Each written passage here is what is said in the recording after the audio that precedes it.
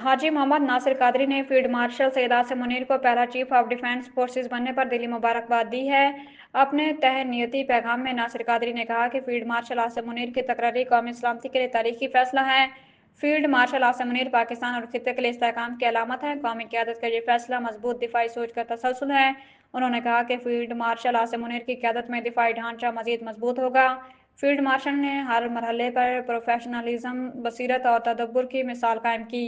पूरी कौम अपनी अस्करी क़यादत से बुलंद तवक्कुआत रखती है। दिफा पाकिस्तान मजबूत हाथों में, कौम मुतमईन रहे। फील्ड मार्शल आसिम मुनीर की तकरीर खित्ते में अमन और इस्तेहकाम की नवीद है। उन्होंने कहा कि फील्ड मार्शल का किरदार कौमी वहदत के लिए गैर मामूली अहमियत रखता है। फील्ड मार्शल आसिम मुनीर की खिदमत तारीख में सुनहरी बाब के तौर पर लिखी जाएंगी। दर असना ने एयर चीफ ज़हीर बाबर सिद्धू का मुद्दत मुलाजमत में तोसी पर मुबारकबाद दी। उन्होंने कहा कि एयर चीफ ज़हीर बाबर सिद्धू की मुद्दत मुलाजमत में तोसी का खैर मकदम करते हैं।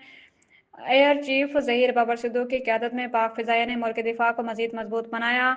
एयर चीफ की क़यादत में पाक फ़िज़ाइया ने 10 मई के मार्का हक में 7 भारतीय त्यारे मार गिराए। एयर चीफ की सरबराही में पाक फ़िज़ाइया ने अपनी बर्तरी साबित की और दुश्मन को धूल चटाई।